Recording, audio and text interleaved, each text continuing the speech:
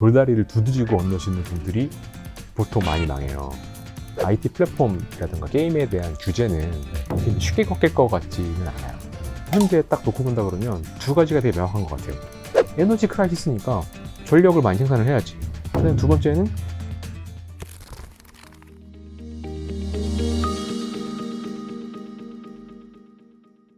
거기가 밸류에이션도 많이 쌉니까? 밸류션도 많이 싼 것 같아요. 많이 싸고 예. 그리고 그러니까 그렇게 보시면 좋을 것 같아요. 그러니까 지금 딱 열어보시면 네. 뭐 그런 전통산업에서 있는 실적이 최근에 몇 년 동안 안 좋았던 회사들 딱 보면은 네. 지금 밸류에이션이 그렇게 싸진 않아요. 왜냐하면 이익 규모가 미미하거든요.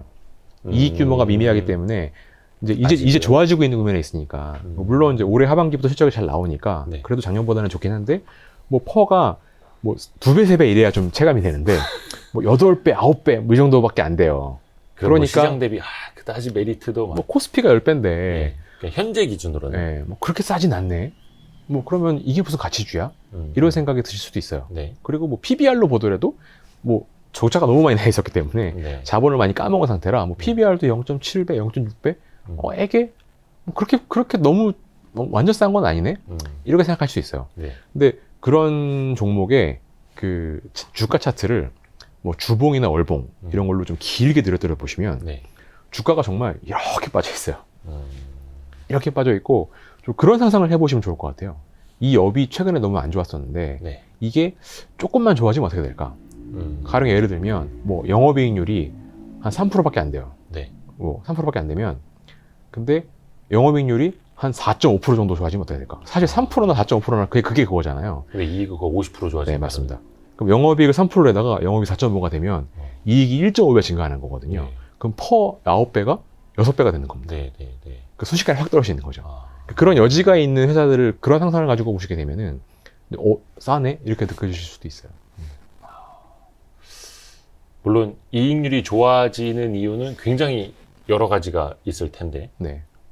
최근에 발견하신 사례 혹시 말씀해 주실 수 있을까요? 뭐 종목 이야기는 어차피 못 하니까. 네. 이제 이런 그 중후장대한 전통산업들, 뭐 제가 이걸 꼭 오늘 그걸 강조해서 말씀드릴 건 아니었는데, 네, 네. 말을 말씀드리다 보니까 그쪽으로 하고 있는데, 네, 네. 이런 중후장대한 전통산업들이 그동안 공격을 받았던 이유가 뭐냐면, 네. 고정비가 너무 많아. 맞아. 네. 고정비가 너무 많으니까, 그냥 돈을 벌어봐야 그냥 밑 빠진 독에 물 붓기야. 근데 우리가 굉장히 매력적으로 봤던, 뭐 넷플릭스나 이런 것들 보면은 고정비가 되게 적잖아요. 그렇죠. 그러니까 이제 그냥 버는 족족 그냥 다 돈이야. 네. 뭐 이렇게 생각을 많이 했단 말이에요. 근데 이 고정비가 높고 들어가는 비용이 되게 많은 전통산업들은 특징이 뭐냐면 매출이 증가를 하면 여기까지는 이익이 지독하게 안 나다가 네. 어느 특정 수준의 매출만 딱 넘어가기 시작을 하면 이익률이 확 좋아져요. 그렇죠. 예. 그래서 뭐 이제 지난 일이니까 편하게 말씀드릴 수 있으면 최근에 2분기 실적을 보신다 그러면 철근 산업 같은 경우를 보시게 되면 철근. 네. 네. 네. 그러니까 뭐 철근 산업 같은 경우는 철근 가격이 많이 올랐지만 고철도 많이 올랐거든요. 네. 그래서 고철과 철근가 같이 올랐기 때문에 사실 스프레드는 별로 좋아진 게 없어요. 네. 근데 2분기 철근 업체들 보시면 실적이 폭발적으로 좋거든요. 근데 그게 매출이 확 증가를 하기 시작을 하면서 이제 마진 그 스프레드 자체는 그대로인데 이익이 폭발적으로 증가하기 시작을 하는 거예요. 이런 네. 식으로 그 이익률이 좋아질 수가 있는 게 이제 매출이 한 10%밖에 안 늘어났는데 이익률은 2배, 3배 좋아지는 산업들이 좀 있어요. 그래서 뭐 그런 특성 있는 산업들이 좀 내년에 기대를 좀 해볼 수 있지 않을까? 뭐 그런 생각이 좀 듭니다. 철근은 이제 지나간 거라고 네, 이제 맞습니다. 말씀을 해주셨던 거고 어느 섹터 정도는 좋게 본다라고는 말씀을 해도 되나요? 안 되나요? 이게? 구체적으로 말씀을 드리기는 좀 어렵지만 네. 그리고 뭐 저도 찾고 있는 중이라 아. 제가 뭐 다 아는 건 아니니까 네. 그래서 근데 지금 뭐 제가 생각했을 때 좀 명확하게 보이는 것 중에 하나는 네. 그 아까도 말씀드린 것처럼 지금은 에너지 크라이시스잖아요. 네. 전기가 모자라잖아요.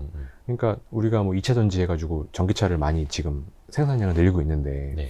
그 수많은 전기차는 도대체 어떤 전기로 채울 거냐는 충전해야 거죠. 되니까. 예. 예. 뭐 원전도 끄고 석탄도 끄고 다 끄고 있는데 네. 그래서 이 전력 생산에 관련된 쪽의 문제가 되게 큰 것 같아요. 지금은 이제 뭐 전기차를 어떻게 뭐 400km 할 거냐, 600km 할 거냐 이게 문제가 아니라 네. 400km를 가든 600km를 가든 도대체 그 배터리에 있는 전기는 뭘로 채울 것이냐, 전력 생산을 어떻게 해결할 것이냐, 이 문제가 좀 큰 게 있는 것 같아요. 그렇죠. 그래서 근데 그렇다고 지금 우리가 다시 뭐 원전이나 화력을 지을 건 아니기 때문에 네. 지금 이 에너지 크라이시스를 해결하기 위해서는 뭐 우리가 뭐 작년에 좀 봤던 풍력이라던가 뭐 태양광이라던가 뭐 이런 좀 새롭게 클린한 에너지 쪽에서 네. 빨리 좀 캐파를 늘릴 수 있는 전력 관련된 쪽에 대한 그 투자가 내년에 좀 많이 이루어질 것 같아요. 그래서 빨리 캐파를 늘릴 수 있는 신재생 네. 에너지 쪽. 네, 맞습니다. 그래서 뭐 그런 쪽에 대한 투자가 내년에 되게 많이 확대가 될 거라서 뭐 가령 예를 들면은 최근에 뭐 중국에서는 네. 그 이쪽 중국 서쪽으로 하시면 사막이 되게 많잖아요. 네. 뭐 그쪽에 태양광을 많이 까겠다 이런 발표를 한 적도 네, 있어요. 네. 뭐 그런 것들 봤을 때에는 이제는 전력을 소비하는 쪽에서의 친환경보다는 전력을 생산하는 쪽의 친환경의 쇼티지가 되게 심한 상황이다 보니 예. 이쪽 투자가 되게 많이 일어날 것은 되게 명확하다라는 생각이 첫 번째 들고, 그다음에 두 번째는 지금 말씀하신 것처럼 연말에 물건이 모자라서 경기가 지금 안 좋은 상황이잖아요. 네. 쇼티지가 나서. 네. 근데 이제 이런 걸 해결하기 위해서는 생산 설비를 많이 투자를 해야 돼요. 네. 예, 일단 말씀한 것처럼 전통산업 쪽에서 너무 투자가 안 됐던 부분도 있고, 또 지금은 코로나, 그 다음에 이제 미중 무역 분쟁 때문에 선진국의 리쇼어링 트렌드가 되게 강해요. 그래서 우리가 글로벌화 세계화만 외치다 보니까 자국 내 공장이 너무 없는 거예요. 그래서 베트남에 코로나가 터지면 미국 소비자가 갑자기 맞아요. 뭐 비누를 못 쓰는 현상이 나오니까 이게 말이 되냐. 미국 내에도 공장 좀 지어라. 뭐 중국이랑 사이도 안 좋은데. 그래서 미국의 리쇼어링 투자가 되게 많이 일어나거든요.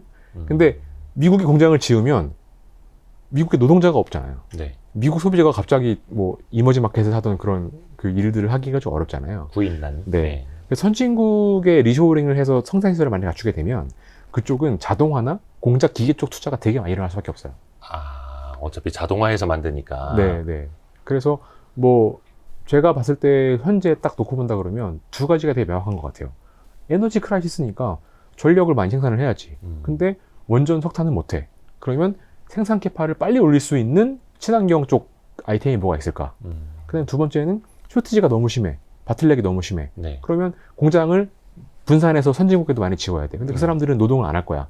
그러면 자동화를 많이 할 거야. 그러니까 이제 공작 기계, 뭐 생산 관련된 자동화 관련된 솔루션 이런 쪽은 내년에 되게 좋겠구나. 두 가지 트렌드는 제가 봤을 때는 뭐 이게 틀릴 리스크가 뭐가 있지? 뭐 이런 생각이 들어요. 아, 그 전력하고 자동화 네. 쪽은.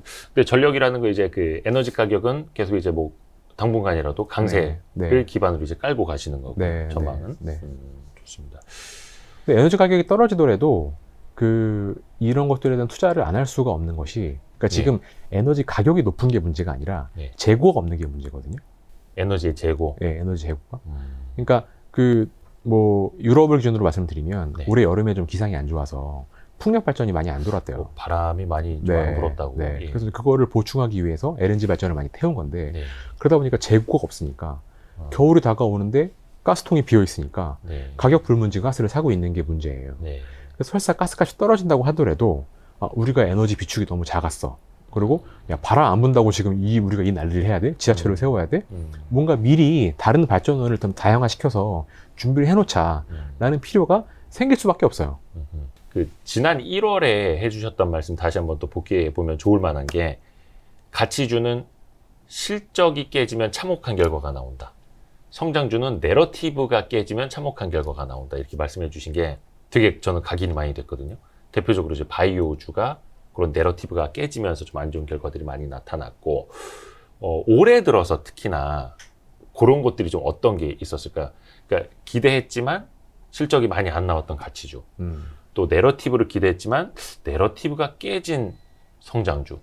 모르겠습니다. 이런 내러티브가 계속 잘 되는 건 뭐 2차 전지 쪽, 뭐 캐파를 확장하는 게 당장은 실적은 안 나오더라도 계속 좋을 거야 하면서 이제 좀 가는 게 대표적인 것 같고, 좀 나눠보자면 어떤 사례들이 있었을까요?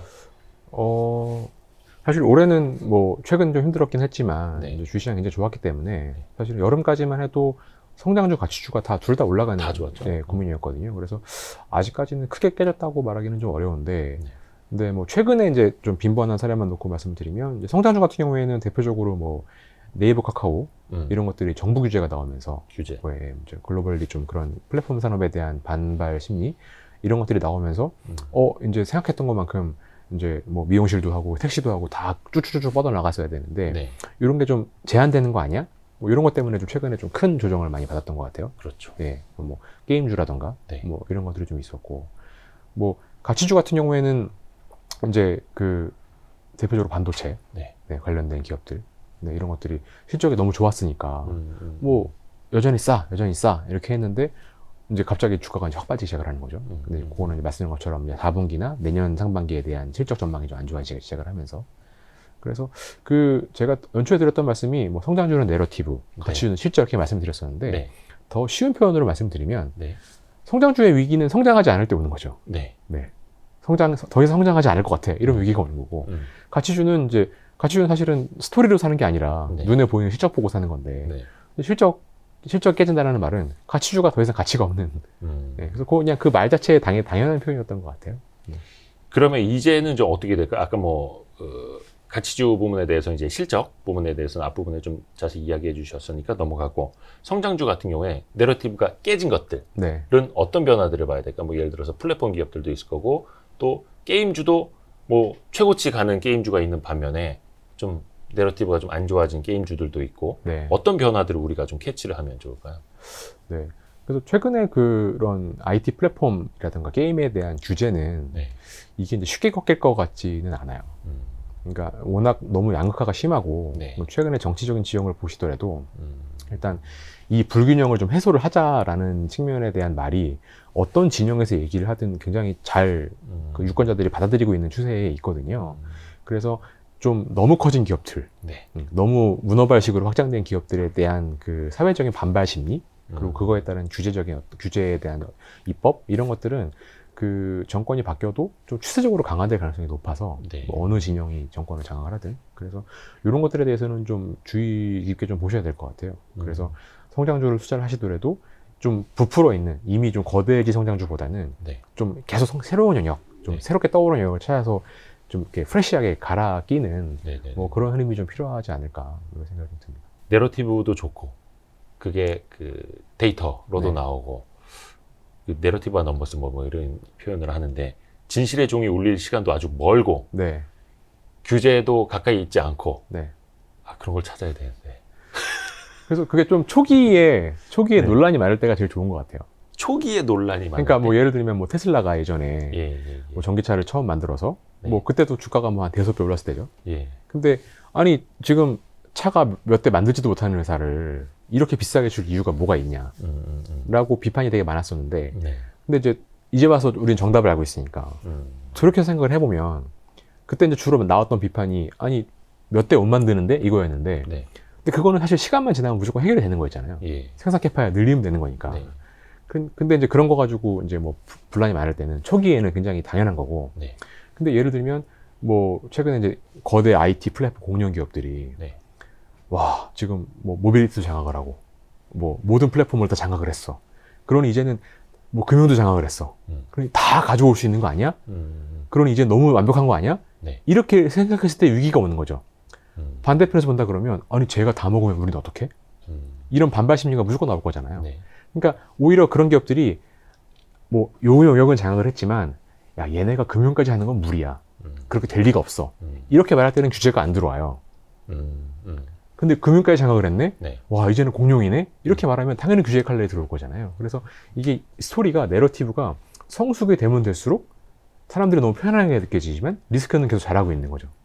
근데 초반에 논란이 많을 때 야 이게 되겠어? 근데 그게 뭐 사람들이 안 된다고 말하는 심리가 시간이 지나면 해결될 문제인 것 같아. 그러면 사실은 그런 건 찬스죠. 이게 시간이 지나면서 기업 스스로가 해결할 수 있는 문제이냐 네. 아니면 기업 스스로가 해결하지 못할 리스크가 외부에서 자라고 있느냐 네, 빨리 판단을 해야겠네요. 네, 그렇게도 표현할 수 있을 것 같습니다. 그래서 뭐 성장주는 항상 초기에 들어가야 뭐 수익률도 좋고 네. 좀 리스크도 덜한 것 같아요. 그렇죠. 네. 근데 초기에 들어간다는 것도 반대로 생각해 보면은 이게 될지 안 될지 모르는 상황에서 더 많은 리스크를 지고 들어가는 거잖아요. 네, 맞습니다. 네. 근데 그게 별로 리스크가 없어요. 왜냐면 예? 이게 될지 안 될지 모르는 상황에서는 네. 그 안 되는 것도 가격이 많이 반영이 되어 있거든요. 그러니까 안 돼도 네. 별로 안 빠져요. 주가가. 왜냐면 될지 안 될지 모르는 상황이니까. 그러니까 될지 안 될지 모르는 상황이니까 안 돼도 별로 손해를 안 봐요. 안 돼도 주가가 별로 안 빠진다. 근데 되면 대박이 나요. 네네네. 근데 이게 되는 게 되게 명확하잖아요. 네. 되는 게 되게 명확한데 조금이라도 안 되면 폭락을 해요. 되는 게 이미 가격 프리미엄에 반영이 돼 있으니까 네. 그걸 잘 판단을 해야겠네요. 지금 어떤 게 얼마만큼 어떻게 지금 네. 가치에 반영이 돼 있는지. 그러니까 투자하실 때 되게 많은 분들이 실수가 어디서 나오냐면 예. 그 내 마음이 편한 거랑 리스크가 없는 거랑은 전혀 별개의 문제거든요. 그러니까 제가 보통 그런 말씀 많이 드리는데 이게 돌다리를 두드리고 건너시는 분들이 보통 많이 망해요. 그러니까 왜냐면 이게 되게 일반적인 건데 이렇게 이제 서로 우리가 네. 친한데 네. 제가 뭐 추천을 해요. 네. 아 이렇게 한번 해봐. 네. 근데 처음에는 이제 뭘 믿고? 음. 그럼 이제 처음에는 이제 지켜보시잖아요. 네. 제 말이 맞는지 안 맞는지 보자. 네. 근데 제가 맞췄어요. 예. 오 괜찮네. 그럼 제가 또 한 번 추천을 해요. 네. 그러면 조금 따라 해볼까? 그쵸. 그게 또 맞아요. 어. 그럼 제가 세 번째 추천을 하잖아요. 완전 믿죠. 그때는 이제 야 얘는 2번 맞췄으니까 네. 세 번째는 무조건 맞겠지. 네. 라고 이제 왕창 들어간단 말이에요. 근데 보통 그때 틀려요. 네. 세 번 다 맞출 리가 없잖아요. 네네네. 세 번 중에 2번 맞췄으면 세 번째는 틀릴 가능성이 높잖아요. 네. 동전 던지기랑 비슷한 거잖아요. 네네네. 그래서 이게 초반에 좀 믿어주면 괜찮은데 그래서 확인하고 들어가시는 분들이 대부분 그 꼭지를 많이 잡으시거나 되게 틀리기 직전에 많이 잡으시는 분들이 많아요. 그러면 저희가 성장주 얘기를 했잖아요. 네. 성장주는 초기가 리스크도 없고 수익률이 제일 많이 나요. 아까 말씀드린 초기에 논란이 많을 때에는 뭐 잘 안 돼도 별로 안 빠지거든요, 주가가. 근데 그때는 확인이 안 됐으니까 못 들어가신단 말이에요. 네. 그럼 점점 확인이 되면 아 얘는 이미 됐어. 이제 끝났어. 라고 하는 순간 주가도 고점이고 리스크에 제일 민감할 때예요. 사람들이 다 확신하고 있는데 갑자기 충격이 빡 오면 주가가 폭락한단 말이에요. 그래서 확인하고 들어가시면 안 돼요. 근데 이게 가치주도 똑같아요. 가치주도 제가 그 진짜 진짜 싼 거는 네. 업황이 바닥일 때라고 말씀드렸잖아요. 네. 그러면 진짜 쌀 때는 어떻냐면 실적이 잘 안 날 때예요. 계속 마이너스가 네. 찍히고 있을 때니까 업황이 안 좋고 사람들이 다 이거는 진짜 쳐다보면 안 돼. 이렇게 생각할 때거든요. 이미 다 리스크가 반영이 돼 있을 때 근데 그때 들여다보면은 싸다는 느낌이 안 들어요. 불안하기만 하죠. 불안하기만 하고 이게 뭐 되겠어? 네. 근데 아까 말씀한 것처럼 이게 너무 불안하고 힘들지만 이게 없어질 산업은 아니야. 이럴 때 사실 들어가야 되거든요. 근데 이제 이 회사가 턴어라운드를 해가지고 실적을 쫙 나기 시작을 하잖아요. 네. 그러면 이제 이익이 막 미치듯이 난단 말이에요. 아까 말씀한 것처럼 이제 전통 산업들은 그 공원 이익이 되게 크기 때문에 약간의 그 매출이 증가하기 시작을 하면 영업이익률이 1%, 2%, 3%, 4% 이렇게 증가하기 시작을 해요. 그럼 이익이 1배, 2배, 3배, 4배 이렇게 늘어난단 말이에요. 그럼 나중에 가면은 퍼가 4배, 5배가 돼요. 네. 근데 이제 이렇게 보시면 그 전통적인 우리가 보통 경기 민감 사이클이 되게 심한 산업이라고 보는 뭐 정유나 철강이나 화학 이런 걸 보시게 되면은 네. 가장 주가 고점에서 퍼가 4배, 5배일 때가 높아요.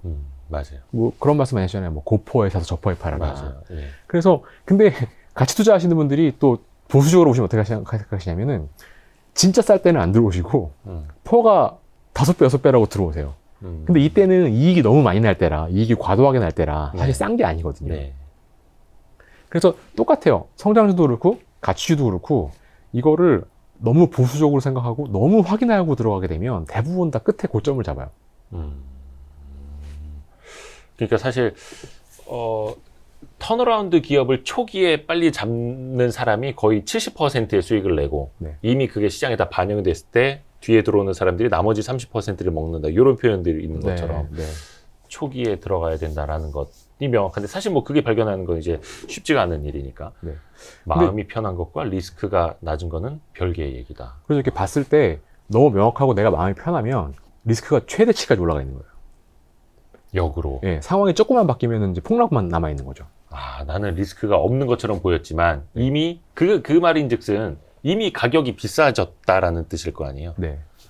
근데 이제 그렇지 않을 때도 있어요. 예를 들면 남들이 다 얘기하는 모두가 알고 있는 굉장히 뻔한 종목을 샀는데도 수익률이 30% 40% 나올 때가 있어요. 네. 그게 이제 작년 하반기였죠.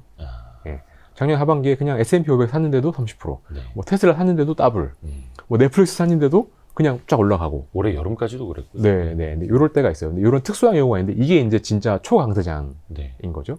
근데 이럴 때가 지난 20년을 돌이켜보면은 2007년하고 2020년 딱 2번 있었던 것 같아요. 그러니까 이거는 20년에 한두 번 정도 있는 굉장히 희귀한 이벤트의 장세고 그 2번의 아주 극소한 경우를 제외하고 대부분의 장세에서는 안심하고 들어가면 당하는 경우가 대부분 많아요. 원래 그래요. 원래 투자라는 게 항상 그렇지 않습니까? 뭐 쉬운 게 어디 있어요. 그래서 성장주를 투자하시든 가치주를 투자하시든 항상 기회가 좋을 때에는 좀 불편할 때예요. 이게 성장이 나올 것 같긴 한데 아직은 잘 모르겠는데 이게 되는 거야 안 되는 거야 이럴 때가 찬스고, 이게 주가가 많이 빠져서 싼 것 같긴 한데 아직 실적이 턴어라운드가 안 돼가지고 좋아질래나 뭐 이럴 때가 진짜 가치주 투자 기회고, 이게 보통 일반적이고. 오히려 네. 불편할 때 네, 힘들게 사야겠네요. 그렇죠. 물론 그거는 이제 그 기업에 대한 분석을 깊이 있게 들어가야만 보이는 거고, 당연히. 뭐 그러면 더 좋고요. 그러면 예, 더 좋은데 예. 뭐 깊이 있는 분석의 여부를 떠나서도 네. 약간의 불편함이 감수가 돼야 되는 거는 좀 있어야 되는 것 같아요. 네. 그렇죠. 사실은 좀 편안한 투자, 네. 얹어서 가려는 투자, 뭐 이런 거 말씀하신 거 거의 뭐 20년에 한두 번 네, 네. 나오는 거니까 이제는 날로 먹으려고 하면 안 되더라고요, 시장이. 네, 그렇게 흘러가는 것 같습니다. 분명히 안타깝게도. 네. 또 이제 마이너스 10%, 20%된 종목들이 이제 많은 분들의 계좌에 또 즐비하기 때문에 오늘 진짜 좋은 말씀 많이 들었습니다. 그래서 이제 라이프 자산운용이 6월에 시작을 했고, 네. 저희 와이스트리트 5월에 시작을 했거든요. 이제 시작이고, 네. 또 이제 과거에 뭐 금융위기, 뭐 코로나 팬데믹 여러 가지 이제 겪었고, 이제 같이 성장해 나가실 거기 때문에 이제 앞으로 강대권 대표님도 이제 우리 자문위원으로서 영광입니다. 네. 열심히 활동해 주십시오. 네. 오늘 진짜 긴 시간 너무 진짜 피가 되고 살이 되는 이야기 많이 들은 것 같아요. 네, 너무 중구난방으로 말씀드려가지고 아닙니다. 죄송합니다. 네. 저는 이제 1월에 들었던 내용 중에서도 제가 항상 메모해 놓고 그랬던 게 있는데, 오늘도 역시나 무릎을 탁 치게 하는 이야기들이 많이 나왔습니다. 다음에 또 한번 예. 모시도록 하겠습니다. 감사합니다. 너무 감사합니다. 고맙습니다. 네. 아유, 수고하셨습니다.